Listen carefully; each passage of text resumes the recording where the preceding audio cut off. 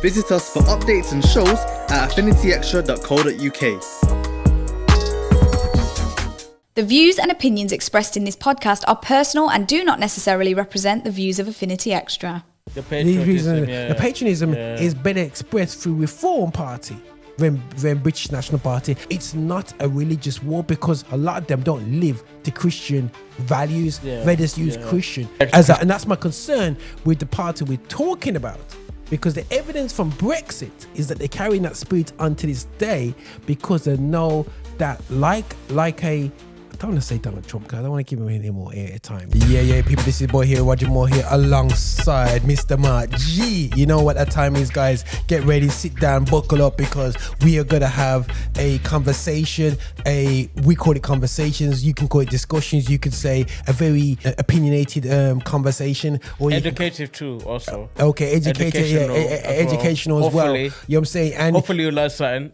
And you'll learn that two people can still talk to each other again after they disagree. I think that's the most thing people learn from us. Yeah. You know that we're not peas in the pod. Yeah. We're definitely not peas in the pod. But you know what? Sorry, guys. You know what? Still, and you know what? This is what I love. This is what we don't encourage in the kingdom. We don't encourage different. We don't encourage being able to be a brother and be on different pages in certain areas. You know what I'm saying? And the thing is, bro, that's what I appreciate. Just you being in this space is and people say it's challenging for myself, but I just have to just introduce this to say that we want to encourage Christians not to just have a monolithic viewpoint of your spaces, that you just preach what you're comfortable with and you make sure everybody around you has your own things. Or also being exposed to what you're comfortable with. Because remember, the premise of ideologies is to understand different perspectives. Because what I feel, and this is very important, is that we as a society, we're becoming very divisive based on what we disagree. But I think what Roger's trying to say, and I agree for the first time, is that it's okay to agree. It's okay to agree to disagree in an agreeable way. And, 100%. And I think it's good to think this through, no matter differences of religion or ideology, right? This show is all about understanding people's different ideological framework and way of thinking. Because at the end of the day, even though we have different views, we are all human. So it's about trying not to agree with each other, but trying to understand each other. That it's not about me having one up on you and trying to win the argument. And also, you can win the argument and lose a friend. And I feel that this is what's really happening in the social media landscape and in society at large, where we are not learning to speak about these things in a way that is respectable, though we disagree. So that's what Ideologies has always been about. And for those who are watching, much love to you, and I hope that you enjoy it. And there'll be much more. If the Lord tarries, right? Until the Lord comes back. Pray for health and wealth. For health, wealth, and we believe that this is the fundamentals. This is the development of something special. Yes, 100%. By God's grace. You know what I'm saying? And 100%. And we want to challenge what protocol has happened in our Christian media space, not Black Christian media, just Christian media space altogether. We want to challenge the fact that we can have conversations of stuff that we tend to jump over. Because imagine us to meet up before Black Lives Matter, all the riots and stuff, it'd be great to have, you know what I mean, these conversations in a Christian space and people seeing that rather than a lot of avoidance and jumping themselves too far across. And we lost a lot of people because they never heard a critical thought process from a UK perspective. There was none. It was always one way or the other, toxic one way and toxic the other. It's always the importance of ideologies is massive, guys. It's absolutely massive. And you know, there's a pastor, there's a podcast that shout out to Black Beret. They have an intro, and in the intro is a snippet from a pastor, a Scottish pastor based in America. His name is Alistair Begg. It's that Christianity need to learn not to just be Christian by talking about Christian topics, but having our faith be a grid in which we can be able to formulate a worldview that speaks about issues of all kinds. Because Christianity is more than just a Sunday morning or praying or Bible study. It's how do you live out your worldview in a world that's very, especially in our context, UK, that's very pluralistic and has, various viewpoints. Like in Birmingham, in my context, Aston is a very Muslim area. But then you go down to Handsworth, it's Sikh and Hindu, Hindus. Yeah, right? yes, good point. Right? Good point. And so it's how do we talk about issues of life, but with the grid, with a biblical lens. So, and this same pastor said it's very important. Although you should pick what newspaper you read, but it's one thing. It's important to read the Bible, but it's also very important that you read the news and have the Bible help you inform, God's word help you look at life and seeing what's happening. That's what it's about. One thing before we go into the main subject, forgive me guys, something that you brought up there, but I hear a lot of Christians saying, I don't watch the news. And it's they're almost proud about it. I don't watch the news, I just focus on God. And you just said the total opposite. Yeah, I think it's very, look, we are not of this world, we're in this world. We're called to be witnesses in this world. I think in order to, whether you're a missionary or you're just a doctor or whatever you might be, you're a Christian in the world. And so you need to understand the context that you're in order to kind of engage with it accordingly. And also, we're not meant to live in silos, right? And so it's about being his witnesses. And so, yeah, I think it's good to be well informed. I will also say that maybe that comes from a skepticism that has risen out of the blatant ideological bias that has pervade our media landscape. Yeah. If you open GB, I can almost tell where you are at ideologically now based on the news that you're watching. If you're watching GB, I think you're right wing. Right, unless you're someone like me who's neutral and you're just trying to see all sides. But I like no. Yeah. Those who are for, those who align with that thinking are more right wing. Whereas if you're a Channel 4 kind of guy, watch all that stuff, maybe you're a bit of a lefty. If you're BBC, I think you're a bit of a lefty.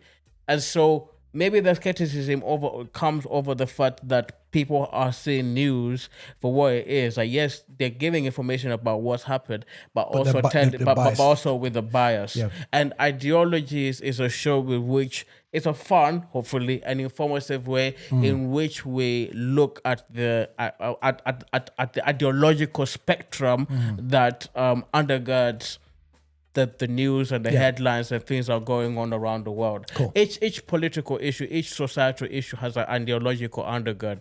Hence the name of the show, Ideologies. Yeah. Okay, so what we're doing today, bro? What we're looking to? So something very interesting is happening in our country, Roger. For a very long time, I would say that this country, the UK, has been by and large a two-party system.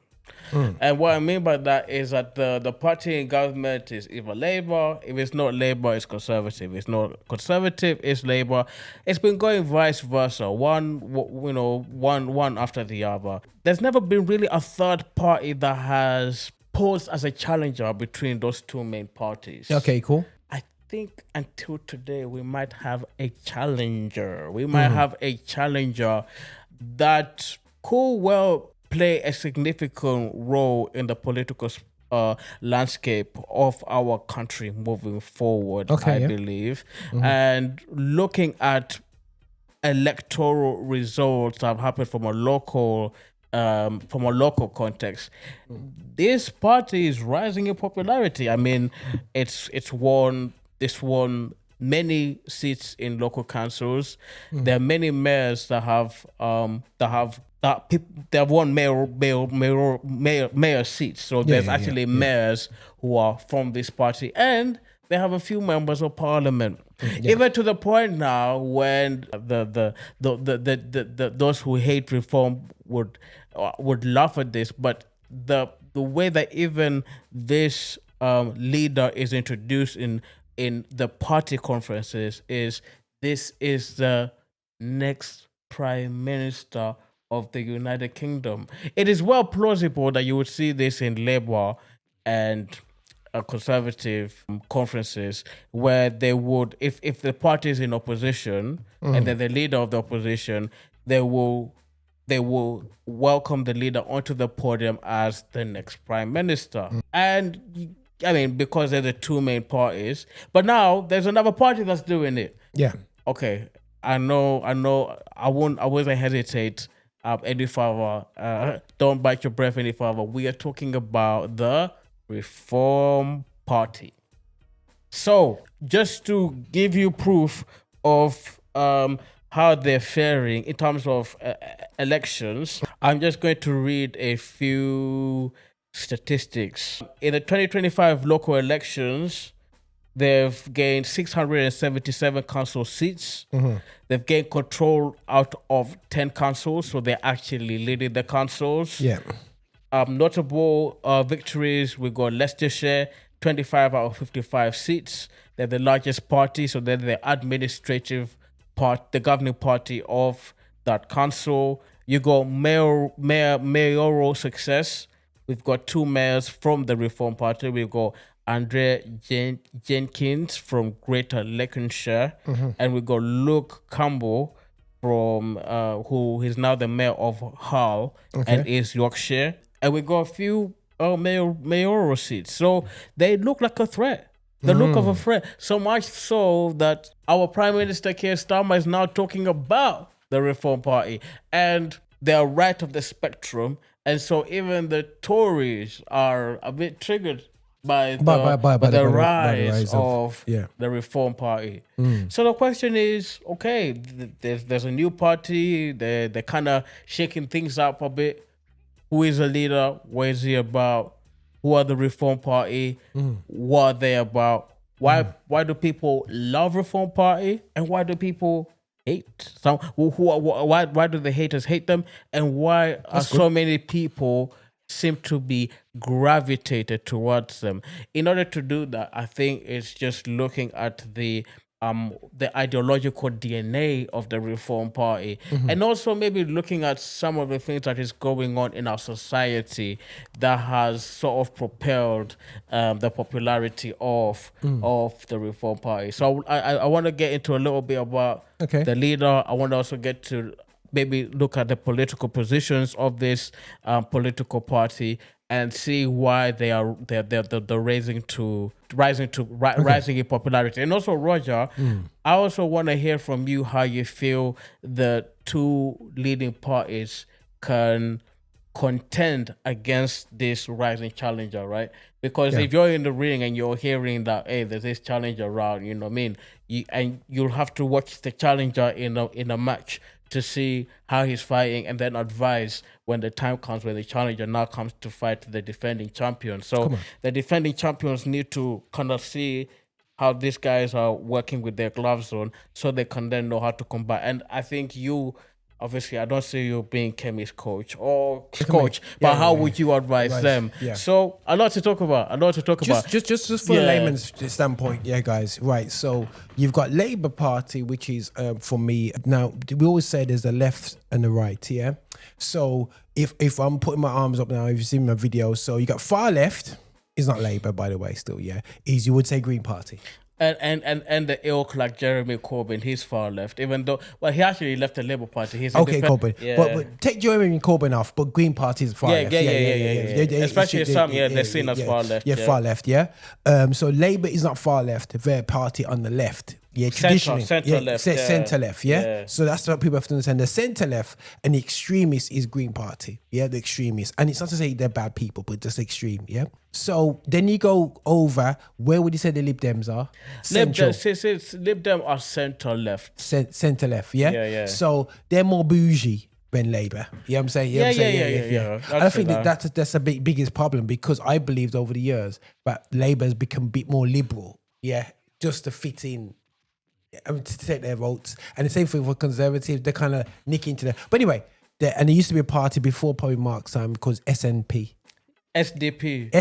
Yes. And then they joined with the Liberal Democratic Party. Man. Sorry, forgive me. He did study this. I did study this. So I'm looking at his time, but I forget that he did study it. So he would have known of that actual amalgamation. And Democrats haven't really hit they're not popular. I don't know why. They seem like they're either the very very small party or the third largest. But they've never gone further than that. Cool. So so you got that. So you move over, and then you got conservative. Centre right. You said centre right. So where does Reform Party fit on this? Far right. I would. That's a good question, but from an education standpoint, I would say that if conservatives are on the right, that the Reform are on the right of the Conservative Party. But before you get to the British National Party, well, British New Party is far right. Far right. So it's so far right. It's a condemned organization. So you would say that you go from conservative that over when you go past the next door will be Freeform, and then the next door will be BNP. Yeah. If you're going far right, we're talking BNP. We're talking, BNP. We don't want black people. We don't want Asian people. We don't want Catholic. We don't want gay. Cool. But anyway, so we're talking about the Reform Party. Cool. Right? Cool. So, cool. I'm just pitching that. So. But it's good that you've given that illustration. Yeah. Yeah. So let's go point by point. Let's do a little profile of this figure who has been quite a dominant figure in UK politics for quite a long time, even before the Reform Party ever existed. And I'm talking about none other than Nigel Farage, right? It's called his fault. So he actually started. Before he was a politician, he was in the city working as a commodities trader, right? A thing that has been the heartbeat of his politics earlier on was UK being part of the European Union, and so it was a victory for him to see I know the referendum is over, but that was a fight of his life, in fact. And for him, he saw UK leaving the European Union as the UK's Independence Day, because he as someone who projects himself as a proud British citizen, he felt that the European Union was encroaching on the rights and the sovereignty of the country. So he was a big Eurosceptic, and I think the 2017 referendum that led to Brexit is a personal and political success for him. In fact, the Reform Party were called the Brexit Party first.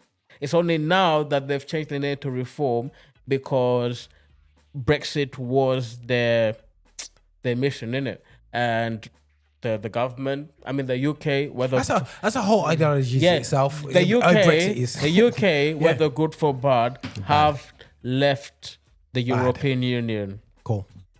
Now, I'm just saying this from an objective standpoint. Wherever you are on the ideological spectrum, it is true. There are many things that were promised during the referendum period, that issues that will be solved as a result of leaving the European Union. These issues are still persistent today, and they are part of the DNA of the Reform Party. So, for example, we during the campaign we had over again control of our borders, and yet the fact is that we've got no control. We still have no control on migration. We heard, Roger, that leaving the European Union will mean investment in the National Health Service. We still have issues with the National Health Service. They lied. They lied. So I'm the teacher here. I'm trying to be neutral. You guys decide. So then also the promise of coming out of this trading bloc means that we can form trade deals with other countries, and we have. However, there have been much criticisms about the specifics of such trade deals, say like the ones we did with India, for example. And not to get into it, but research for yourself. Criticism of the UK-India trade deal are saying, for example, one fine detail is to employ the national employability insurance. Basically, there's an employability tax that you pay for every person that it's called NICS. Like for any person that you employ, you have to pay a certain NICS tax, shall we say? But it will be much cheaper if you employed an Indian, so which disincentivizes this trade deal to employ British people. So criticism of But anyway, we won't get into that. So listen, back to Farage, a big Eurosceptic politician, really banging on the drum that we need to get out of the European Union, and they have, and that was a success for him. So he's a Eurosceptic. He's a nationalist. He believes in Britain as a country. He has a certain. He believes in being proud of being British. What's British? But that's a good question. We'll get into that. For him, immigration has been and still is a big issue that the governments over the years, whether it be Labour or Conservative, have lost control of immigration. And I think this is one of the issues that has led to reform rising in power, because it's one of them, 100%. Because Labour and Conservative haven't been able to formulate a viable solution to this mess. When Sunak left, the last Conservative prime ministers and all the Conservative prime ministers prior, when they were in power, nothing happened. And with Starmer, the issue still persists. And this is one reason why people are looking to Nigel Farage and the Reform Party. So they're very anti-immigration. Now, although he's also a libertarian, so he believes in low taxes. That's a very right-wing belief. The idea that you free the markets from taxes and regulation, the economy will grow.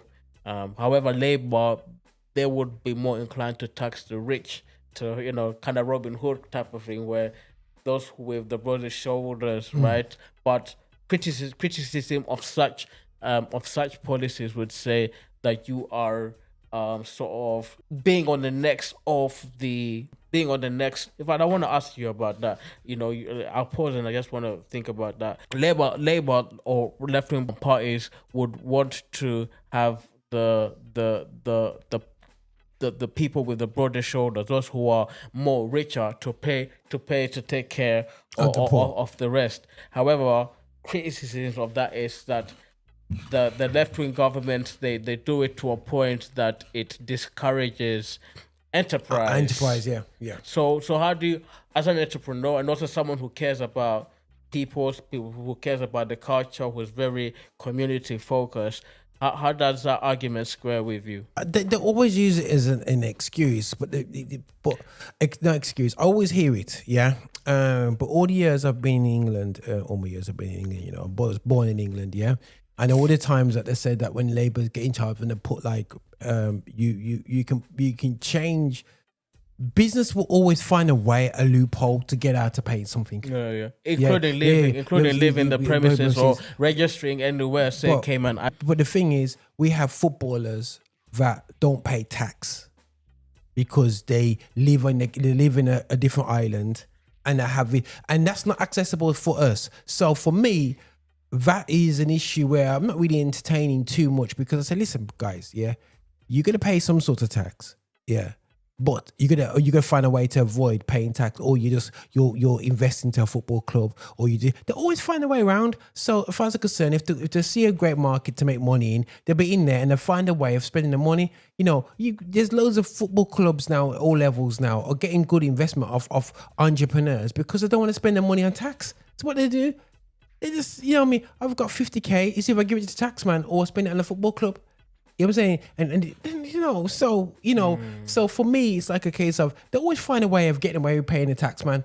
Yeah. And but I think, also, would you also empathize with the left wing argument that we need to raise these taxes so that we can invest in our public services, right? Because services such as the National Health Service, our health service, or our schools and high schools, our primary schools and high school, they need investment, and so the money has to come from somewhere, right? I think there's multiple ways of getting more taxes. You could argue and say if you create more jobs, that's another way of getting tax from employment. So instead of maybe investing into in the NHS, you can create up different incentives for business like myself and the supporters in developing our businesses and stop paying off the wrong people's friends. There's a lot of corruption in terms of support and how they support things. And, you know, so I don't really want to go into that because it sounds like it's cynical. But there is a way. There is a way. And I think that what I am saying, guys, I hope I don't sound like I'm sloping the shoulders on this one. But ultimately, rich people find ways of not paying tax. They'll find a way. They'll find a they pay for accountants. They pay a lot of money for people to find a way. Yes. They don't have yachts because they like to go yachts. Yeah. They have a yacht to hold the money. You don't have art and buy art as a way. You know what I mean? That's where it holds value. Yeah. So sorry, guys. I watch too much stuff out there. Yeah. So we'll go back to the the ideological of Nigel Farage's politics. Now, I see we have a lot of green here. I don't know how Roger will feel about this. Green and red, you know. Can't see the blue, you know. But the blue's on your shoulder. But I had to tell you, Roger, Nigel Farage is a climate change skeptic. Yeah, it will be. He believes it's all nonsense, and he is a big critic of climate change. He actually believes that this drive to net zero is actually doing more harm than good to society and the economy. Yeah. But that's also another thing to consider because Okay, right. All right. Let me take you back. Let me take you. Right. So obviously, I'm a bit older. So I remember in the 80s at school. Yeah. Jeez.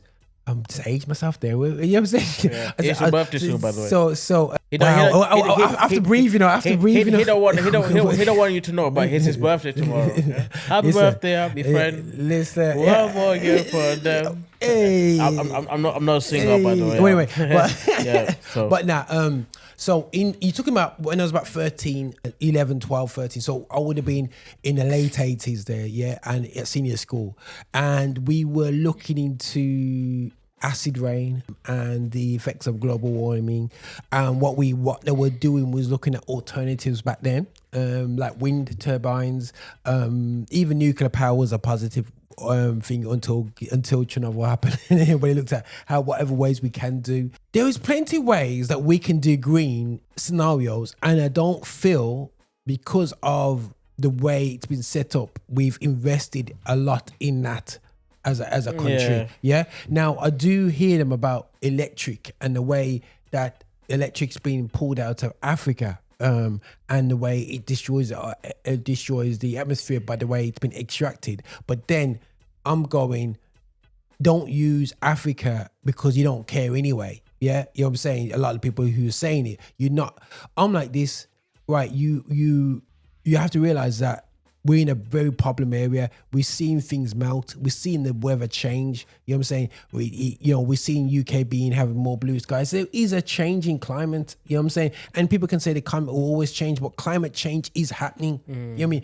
For me, you can't deny. I'm sorry, guys. I'm agreeing with this because when you don't live in developing world, you don't see the changes. When you're on a little island in the Caribbean that you've been dumped on because of slavery, and when you're seeing certain spaces go missing, you know what I'm saying? When I'm looking at the sea in Bournemouth and going, I'm not going in that sea, and people going there thinking, oh, you want to do die? That's an English channel. Yo, that looks okay. But if I go out there, bro, I'm having to put special creams on and bleaching it. You know what I mean? Yeah. So for me, if you go to parts of this world and you see the beauty of nature, and you realize that we're getting rid of it, you know what I mean? So I've studied, and maybe from when I was young, I was heavily influenced, and I love geography, you know. So I hear what he's saying. And I understand that we are going the battery route in the car with batteries and the way it's destructive. I hear that argument. But not only that, yes. But I think so. Those on the set. So if we have said, Roger, that the Reform Party and Nigel Farage is on the right of the Conservative Party, that if say Conservative are centre right, that Reform will be further, not far right, sorry, but slightly further to the right. Those on the centre right would say, I hear it that we need to take care of our climate, but I think it's the left wing strategy in which it's going about it. For example, closing a factory or or an Yes, industry, yeah. and people are losing lots jobs. of jobs. Yeah. Yes, I hear we need to be also wary about that our transition, say from to net zero, is not having economic, cultural and societal effects in terms of transition. And one thing about the left wing impulse, yeah. By the way, we're gonna have a special guest soon who's going to talk about his views on the left wing impulse. But a lot of the leftists, when you see them protesting about anything, it's now, right? We want this now, and there's some things I have to agree. It's not about now. It should have been done yesterday, right? So I like that impulse of this is injustice and we need to get done. But I appreciate that impulse. But I think the conservatives, I would say, by and large, they are very empathetic about change, but it's a method by which you go from one step to the other. Now, I understand. I say, for example, and I don't want to get into that. I don't want to go that rabbit hole. Me and you, we could talk. But say, for example, the issue of racism. To argue that there has to be some sort of slow transition from, I don't know, say a system that entrenches racist policies, a slow progress to from that to a more equal society. No one would have time for that. But let's say in the matter of environmental issues, we're talking about jobs here. We're talking about livelihoods here. So if you're closing a warehouse down without thinking about how you can transition, say, one way could be, okay, before we close this warehouse, let's think about in ways in which we can train these people up for net zero jobs, right? Because here's my concern. Okay, here's my concern. Yeah. That with the green, by the way, we're going to get to the Reform Party. We're going to get into just a minute why people love Nigel Farage. Yeah. We're going to get to the distinctives of the Reform Party and why people love them. But let me make this point. What was the point I wanted to make? Yeah, basically, there is a contingent of those who are really passionate about climate change. They catastrophize the issue as, and I think we've talked about this, it's going to be the end of the world unless. Now, as a Christian, I have to say, I believe the world will end when Jesus said so. That nothing else. Until Jesus says time's up, until God tells Jesus time's up and Jesus cracks the sky, I don't think that's the timeline I go by. I'm a Christian. End of story. But a lot of people, especially those who have an atheistic, naturalist worldview, we actually talked about a naturalist just a minute ago. Yeah. He used to be a gospel rapper. They believe that it's on us as to, because obviously they don't believe that there will be an ending, and so they want this planet, to run us, but to run as long as they can, but to catastrophize it and say, if we don't do something now, that sort of impulse from a place of catastrophe can lead to devastating effects in regards to transitioning from, say, the industries that we have now to become net zero. For example, people losing jobs. Because if people lose jobs, that's loss of livelihood, poverty. It can lead to, that rampant employment can have such ripple effects that it does more harm than good. And so that's why you have skeptics on the right and the far right who say, okay, hang on here, I hear it, but how we go on about it, we also need to care about the implications, and that it doesn't have.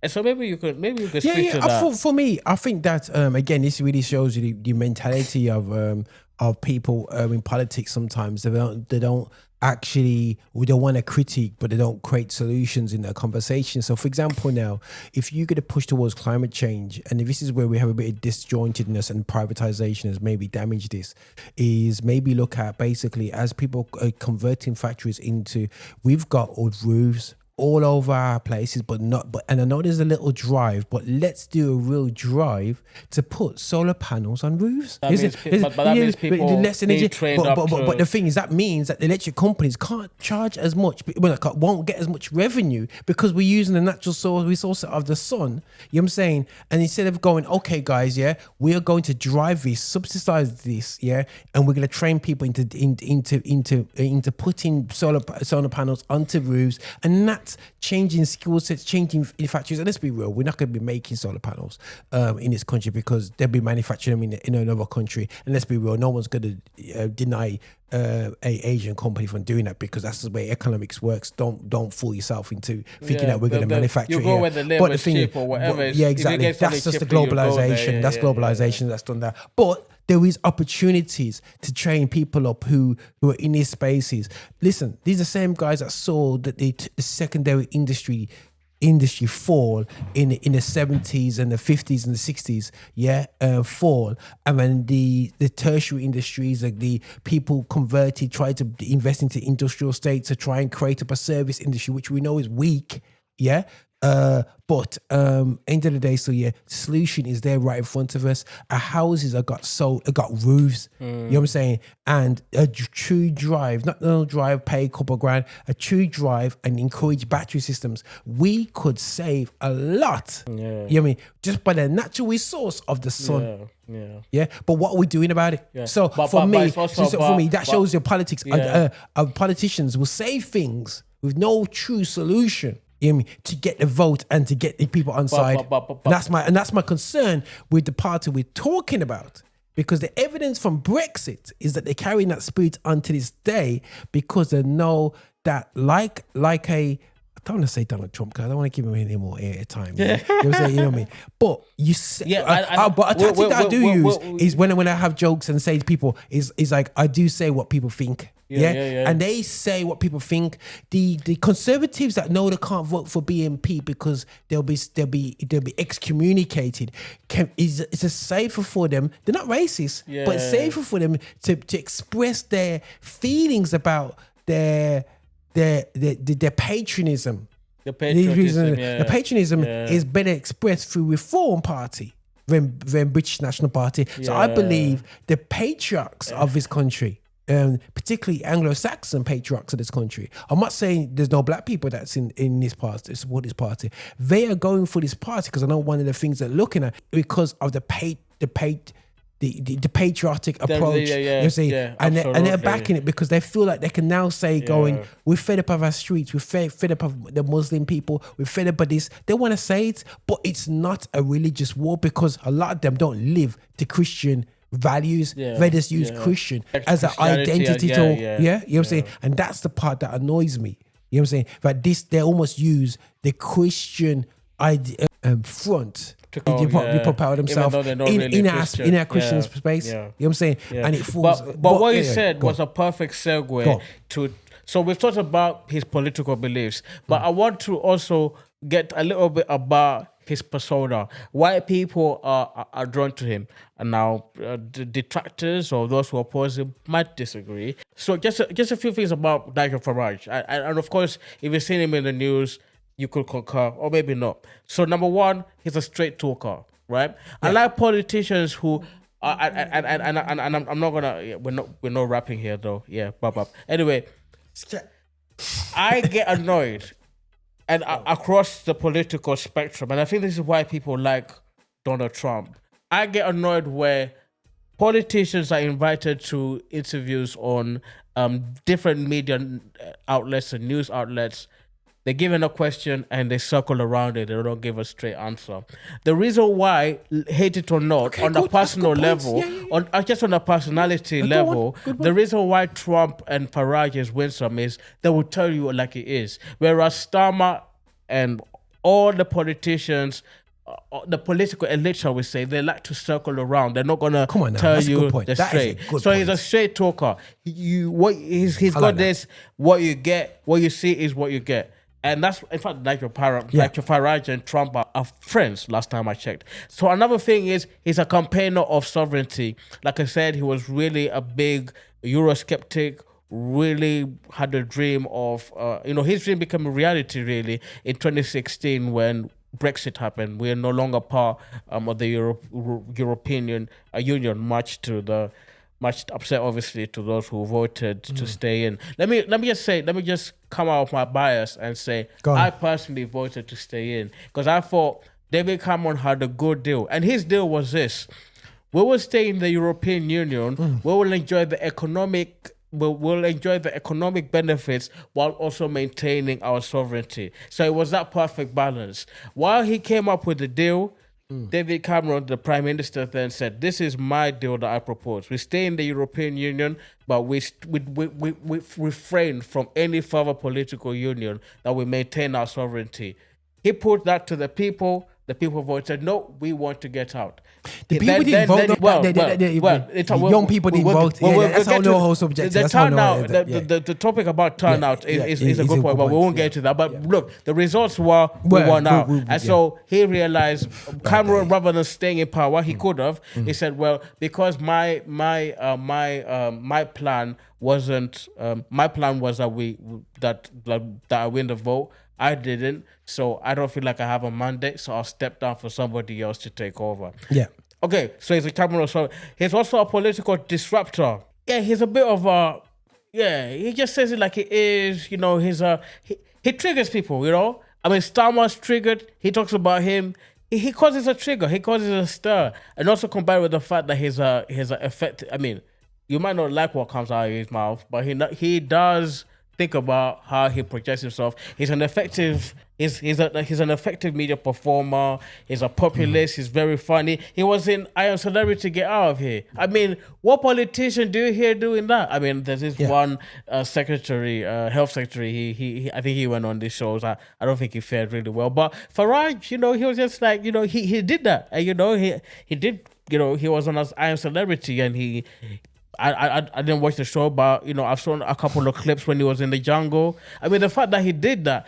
Also, he's on GB News. He's got a show on GB News, and I imagine that show does quite well. A lot of the social media reels for GB News are him, you know, doing his thing as a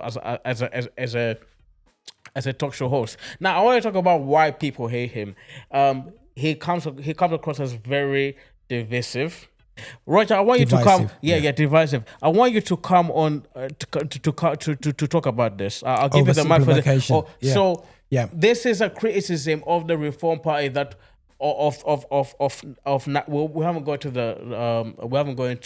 the Reform Party, but people of his ilk and ilk, I mean members and supporters of the Reform Party, is that they look at the issue, but they oversimplify, maybe negating, shall we say, the complexities of the issues that we're dealing with. Roger, maybe weigh on that, please. The oversimplification. And you tend to see this with right-wing parties. They're very oversimplified. I mean, we saw that with... To be fair, that I'll take it. I'll give you the mic here. But say, for example, a clear example that we just addressed is, if we get out of the European Union, we will not have any issues with immigration. You know what I mean? And yet we're still here. You know, unfortunately, there's a crisis. I mean.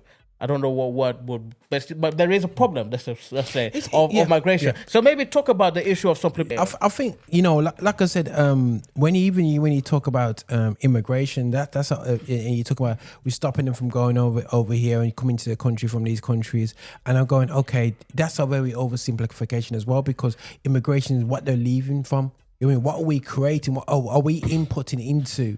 Who are the people that's inputting into, that's forcing people to leave their homes to come to Europe? Yes, so for me, in a lot of subjects, there's a lot of digging in that you have to dig in and say, okay, guys, right, these are symptoms of a greater problem. Now, they're just looking at symptoms a lot of times and going, yo, this is bad, this is how we do it, this is how we put the plaster over it, quickly do this, not realizing that the reason that will come back up again until you really look into, okay, Congo, what is really going on down here? You know what I'm saying? You know, why are your people not getting paid right? And people like Traoré in Burkina Faso is starting to change the narrative in terms of where people are getting paid the money that they need to be paid in Africa. You know what I mean? So it raises the standards of living. It will cut into profit margins of the billionaires, but that needs to happen to stop. You know what I mean? People having to leave an impoverished area. It's because of greed, not us, not me and you on the ground. It's a greed of the people that we don't see. The corpse that we don't see. You know what I mean? The guys who back Farage, the guys who back these parties, that back Conservatives, that back Labour, these companies that back these parties have got blood in their hands. Diamond Company, Corpse, Oil Company. How on earth is Nigeria the third biggest producer of oil, but yet have oil shortages? That says, and that's do not turn around and say it's their own fault because they got a black prime minister. It's way bigger and deeper than that, way deeper. Yeah, because I think what you're giving an example of is the complexities of these issues and how it is when a party, just in general, I think about any country. I'll give another example. If you think about any party, it is very easy to be in opposition and kind of protest about things that are going on and provide simple solutions. But then if, God forbid, or maybe you do get into power, then people realize the complexities of governance, the complexities of making decisions. I gave you one fine example, my brother. One fine example of how it's very when a protest party become the governing party and how things can go south. I guess allow me. I just want to give an example. Go on. The ANC, the governing political party in South Africa. I'm not saying they are bad, by the way, but I'm just saying on a general rule, they were before they became the governing party, before Mandela, became the first black president of South Africa, and rightfully so, with the ANC party, they were the organization with which people would come together to fight against apartheid. They were the protest party. They were the party that wanted to see a change from its racist past. Now, looking at years, if you look at the current government of Ramaphosa, the president right now in South Africa, or the previous president Jacob Mbeki, or you look there was before Cyril Ramaphosa became president. These were all figures against the struggle, by the way, protesting against apartheid. These were all figures alongside Mandela. Cyril Ramaphosa, he was one of the young generals alongside Mandela. But before him was Jacob Zuma. And before him, I believe, was Thabo Mbeki, who was the vice president to Nelson Mandela. So he came to... Yeah. Now, if you go to South Africa, even the black people themselves will tell you, they would not lie to you and say that ANC are doing an incredible job or that there's no issues. This idea that once they come to the power, everything.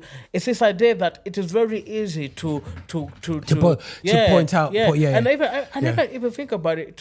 It must have even as individuals. If you think about the psyche of Mandela, of Mbeki, of Zuma, and all these ANC guys, to move from a position of protesting to become the point of, okay, now we are the ruling class, we are now the ruling government.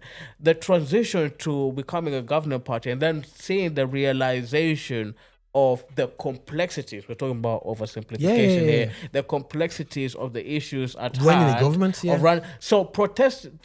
So the main point is, protesting against a government is one thing. Being the government is something totally different, my friend. 100%. It is very easy to... Even for me to speak at the sideline, stammer this, stammer that. But I've never been to 10th Downing Street. I don't think I will be. Please save your vote. Maybe vote for him. But I think that's a fair point. Oversimplification. Thinking, it's just by a click by a button, this and that. I mean, Trump, he was this wonderful, this guy could be. And then he gets into it and he's like, rah, it's a beast. Being government is a beast. Now, have you got anything to say before we get into the profile of the Reform Party? Because we're running out of time as well. Right. So what I will say though, something that I've got in my shares, and something that I want to lean into, something that's really important, because they don't get me wrong, there is a rise of the Reform Party, but they're not in so much of a powerful position as it is, but they are rising, because as much as they've got the percentage of votes, the seat share is not as high. That's because of the electoral system. The first past the party system, where the parties, the votes that win the most get more. It's not proportional. That's the nature of first past the post. Because also you got to think about constituencies, the different constituencies has different demographic than Of others. course, yeah, of course, and of course, so, yeah. And in fact, some it happens in America again, where people will withdraw the constituencies so that they can have an upper hand. So that's another issue we can get all together about the But just to say, electoral but seats. they are a serious party, yeah. Yeah, they but are. Serious. But the thing is, in terms of power in Parliament, they're not there yet. You know what I'm saying? But they look dangerous. I mean, the fact that Starmer and Kemi are waking. I mean, it's quite clear that they're talking about him and the Reform Party because they are rising. I mean, if you look at the Reform, the 14.3% of the vote share. Now that translated to 0.8 of the seats, but I think that's because of the nature of the electoral system that we have, which is first past the post, and the fact that we have constituencies, right? And the way the constituencies are drawn out has a factor. But maybe we can, for the sake of time, we can segue on to the ideological. Come on, let's get this part. Let's get it quick because the last segment of the show. Come. So Reform are like Nigel Farage, very big on national sovereignty, right? You know, they're very big on immigration control, and I think this is why a lot of people who used to vote Conservative went to Reform because Conservative have not really done a good job with it. They're very against. They're much like Nigel Farage. They're very skeptical about this net zero mandate. They believe in tax reform and deregulation, so they're calling for slashing the income tax, abolishing the inheritance tax. You know, this idea of taxing is taxing the economy in a negative way, and that to kind of liberalize and cause the economy to grow, we need to relax the taxes. They're very big on law and order, so emphasizing stronger policing, tougher sentencing. You know, there's this, and maybe this is something worthwhile going to. There's this idea of 2K tier, for example. Now, these news stories need to be verifiable, but for example, somebody who is praying outside an abortion clinic is getting a sentence, whereas somebody like Hugh Edwards, who did a very bad thing, is still out on the road. Or if you think of a Lucy Connolly, yes, she made a bad tweet, she's in prison, but there's so many people who have done far worse who are now out in the streets. So there's this idea that the justice system is not just in the UK. So this is why people love them. Disillusionment with the Conservatives, right? And I think this is why even the Labour Party won, because people who would have voted for Conservative 100% either voted for Labour as a protest vote, or they went to the Reform. Clear and blunt messaging. Again, that's derived from, even if you're looking at Nigel Farage as a personal figure, very straight to the point, straight talker, much like Roger's friend, President Donald Trump.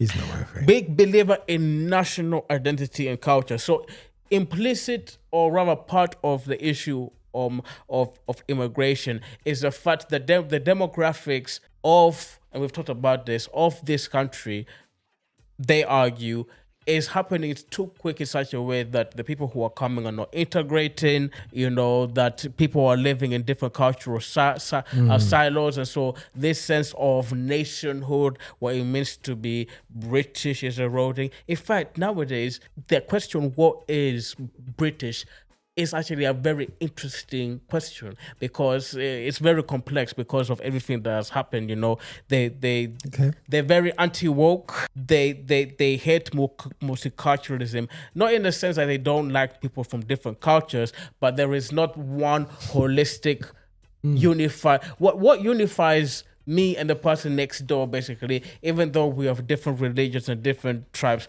And I know Roger got something to say, but I also got but I'm sure I have a question for you. Also, they're anti-elite. They believe that they're this elites, and it could be argued, you know, Labour and Conservative would say that they're the grand political class, because these are the two giants that have dominated, you know, the government as the governing parties, and since for a while now, God knows, it's always switched between those two parties. So there is kind of elite class. And so anyway, what are the why do people hate the Reform?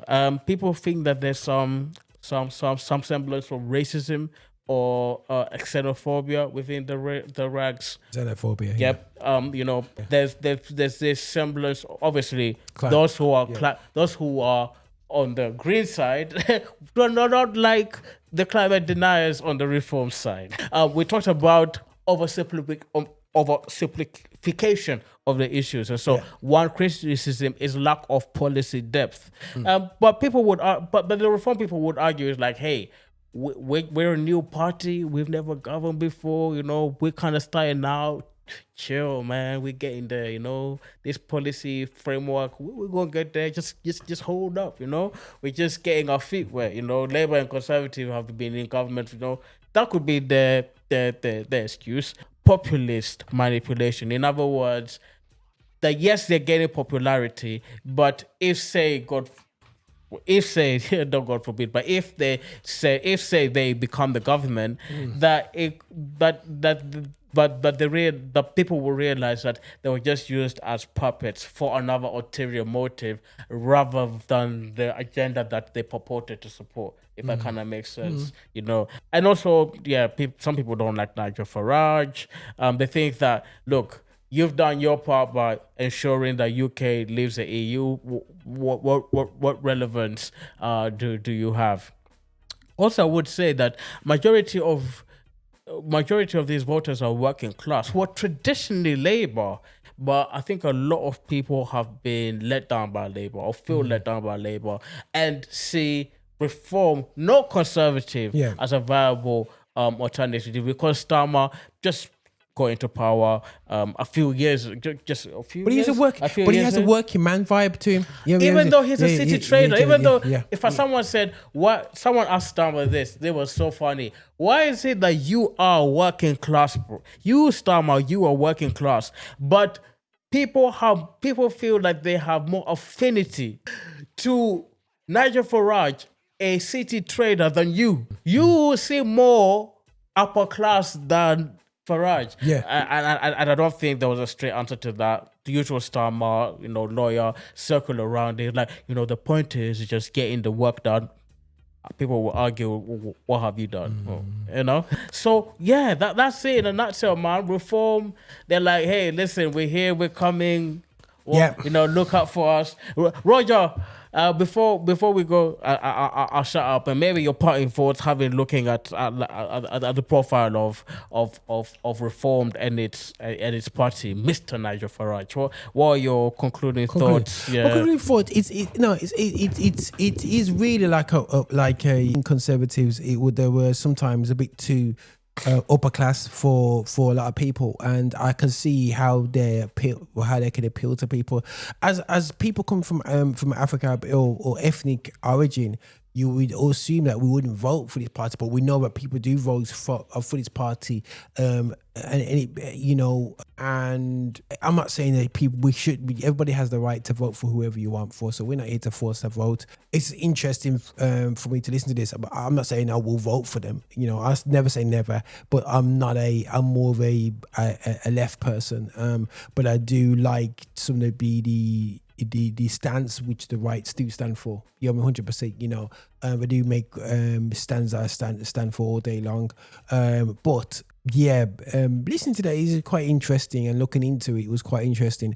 But a lot of it, we just got to be. Come from a black Christian standpoint, I think that we got to realize that for me, politics is not religion, and this is what we struggle with. It's not religion, but we need to talk about politics, and you almost can't treat them from the religious book as your character guide for them, because they all break the rules and whatever. So you have to look at, okay, what's benefits my household, what my house, and what benefits the youths to come. Yeah, and that's you have to look at things and break it down from a financial perspective, community perspective, immigration. That's a very loose way. Is it really that you're racist, or is it that you genuinely think that there's too much people here? And the flip side is this. Okay, let's talk about the immigration issues, which you guys have. In Australia, that Aborigines don't have a vote in their own country or say in their own country, and your cousins who were the immigrants there are taken. So there's a flip side of a conversation where you are backing your cousins to oppress people of natives of lands, but you're standing up as a native of this land to say get out of this country. Well, we're saying get out of our country. But then a whole nother thing that we don't want to touch now is Donald Trump rushing my guy. You know what I mean? So when we go and hold a second bedroom, you know what I mean? You Donald Trump as somebody who's part of an immigrant part of the population that's come and immigrated to America and taken over somebody else's land.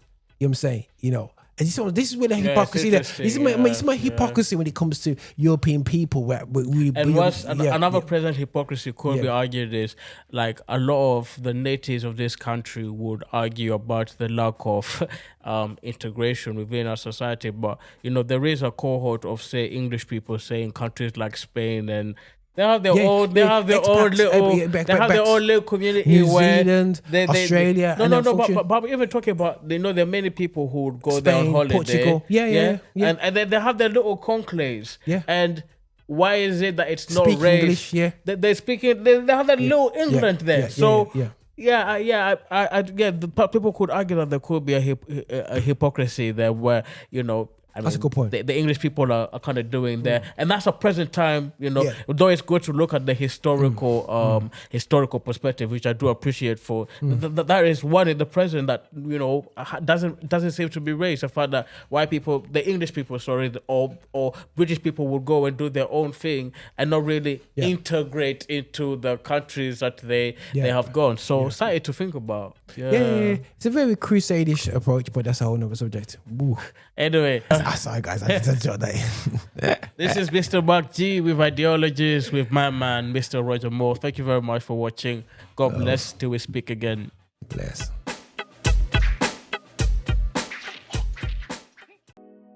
Thank you for watching the content we're putting out. Listen, make sure that you are liking, subscribing and following us on all our social channels, including patreon.com. Make sure you're finding us on there to support what we do so we can support you.